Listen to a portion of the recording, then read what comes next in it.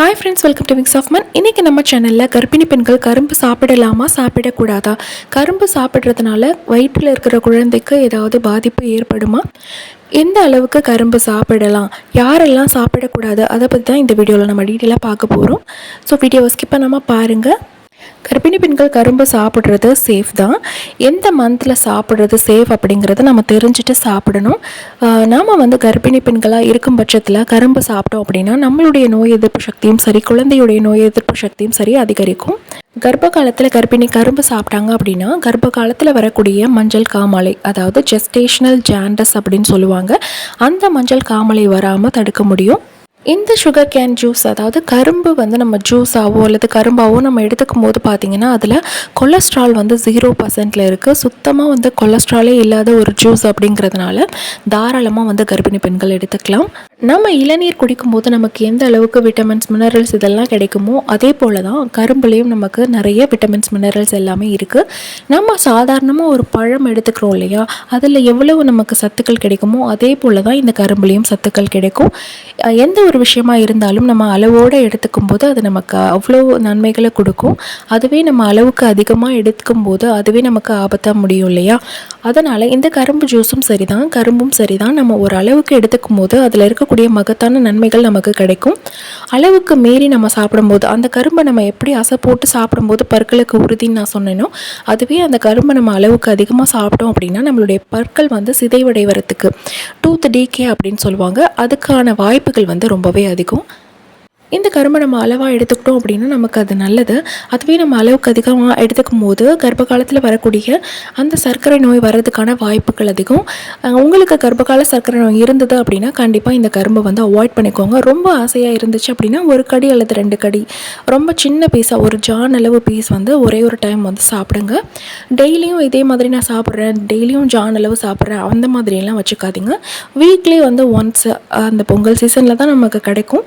So ரொம்ப control பண்ணாலும் நமக்கு ஒரு ஸ்ட்ரெஸ் வந்துடும்.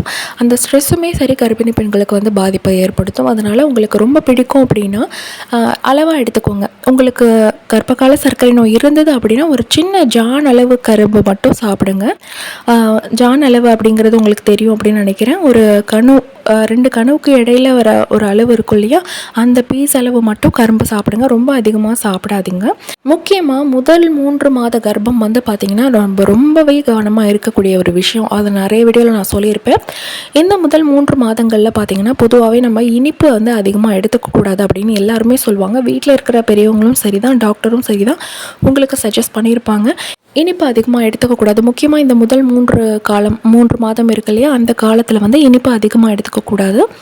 இனிப்பு நம்ம அதிகமாக எடுத்தோம் அப்படின்னா நம்மளுடைய பீரியட்ஸை அது இன்டியூஸ் பண்ணுறதுக்கு நிறைய வாய்ப்புகள் இருக்குது. ஸோ இதை அவாய்ட் பண்ணுறதுக்காக தான் நம்ம முதல் 3 மாதங்கள் பார்த்திங்கன்னா நம்ம இனிப்பு அதிகமாக எடுத்துக்கக்கூடாதுன்னு சொல்லி நிறைய பேர் அவாய்ட் பண்ணிப்போம். இந்த கரும்பு எவ்வளவு தான் நன்மை பயக்கக்கூடியதாக இருந்தாலும் அதுவும் ஒரு லெவலில் நம்ம எடுத்துக்கும் போது தான் நன்மை. அதுக்கு மேலே நம்ம இந்த கரும்பை அதிகமாக சாப்பிடும்போது அதில் இருக்கக்கூடிய அந்த இனிப்பு தன்மையானது நம்மளுடைய இரத்த சர்க்கரை அளவை உடனே ஸ்பைக் பண்ணி விட்டுரும். ஸோ அளவாக எடுத்துக்கோங்க. கண்டிப்பாக நம்ம அவாய்ட் பண்ண முடியாது. ஏன்னா வருஷத்தில் ஒரு முறை தான் இந்த விஷயங்கள்லாம் நம்ம சாப்பிட முடியும். ஸோ ரொம்ப ஸ்ட்ரெஸ் பண்ணி கண்ட்ரோல் பண்ண வேண்டியதில்லை. ஒரு சின்ன பீஸ் அளவு எடுத்துக்கோங்க. அதே போல் ரொம்ப நாளாக குழந்தைக்கு ட்ரை பண்ணி இப்போ தான் ஓவுலேஷன் முடிஞ்சிருக்கு, குழந்தைக்காக நம்ம காத்துட்ருக்கோம், ப்ரெக்னென்சிக்காக வெயிட் பண்ணிகிட்ருக்கோம் அப்படிங்கிறவங்களாம் கொஞ்சம் அவாய்ட் பண்ணிக்கிறது நல்லது. ரொம்ப ஆசையாக இருந்துச்சுன்னா நான் சொன்ன மாதிரி ஒரு கடி 2 கடி கடிச்சிக்கோங்க. மற்றபடி ரொம்ப அதிகமாக சாப்பிட்டீங்க அப்படின்னா அது நம்மளுடைய மென்ஸ்ட்ரேஷனை தூண்டி விட்டுரும். உங்களுக்கு பீரியட்ஸ் தள்ளி போயிருந்தாலும் அந்த பீரியட்ஸை வர வைக்கிறதுக்கான வாய்ப்புகள் அதிகம். ஸோ இதை கொஞ்சம் அவாய்ட் பண்ணிக்கோங்க. 3 மாதங்களை தாண்டி 5 மாதம் 6 மாதம் அல்லது நம்ம டெலிவரிக்கு நெருங்கின பக்கம் இந்த மாதிரிலாம் இருக்கிற கர்ப்பிணிகள் தாராளமாக நீங்கள் கரும்பு சாப்பிடலாம். நான் சொன்னது மாதிரி அளவாக எடுத்துக்கிட்டிங்க அப்படின்னா அதில் இருக்கக்கூடிய எல்லா விதமான நியூட்ரியன்ஸும் உங்களுக்கும் சரி, நம்ம வயிற்றில் வளரக்கூடிய குழந்தைக்கும் சரி கிடைக்கும்.